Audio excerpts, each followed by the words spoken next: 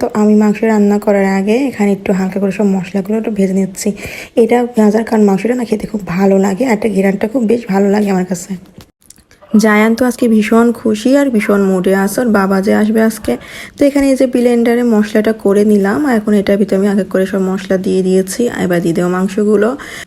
তো এখানে কষাতে দিয়ে দেবো, আর এই ফাঁকে ফাঁকে আমি একটু বেসনটা গুলায় রেখে দিলাম।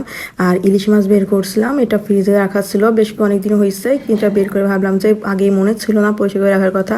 আর আজকে রান্না করবো তো কি করার, ওই যে সকালে উঠে ভিজাই দিলাম, তো এটা কেটে ফেললাম। তা চাকু দিয়ে কাটলাম, বটি দিয়ে ইলিশ মাছ যখনই কারো দিয়ে কাটাতে যাই একদম নষ্ট হয়ে যায়, আমার মনের মতনই পিস হয় না। এই জন্য নিজে এই চাকুটা রেখে দিই সবসময় নিজে হাতে কাটার জন্য। তো পিসগুলো কিন্তু দেখতে খারাপ হয়নি, মাশাআল্লাহ ভালোই হলো। তো এটা রান্না করবো কচুরলতি দিয়ে, সেদিকে বাজার থেকে নিয়ে এসলাম। এতটাই সুন্দর কচুরলতিটা, মানে একদম চিকন চিকন, খুব ভালো। তো এখানে পেঁয়াজটা একটু সুন্দরভাবে একটু ভেজে ভেজে নিলাম, আর তার ভিতরে এখানে পেঁয়াজের একটু পেস্ট দিয়ে দিলাম, যেহেতু ইলিশ মাছে কিছুই দিতে হয় না।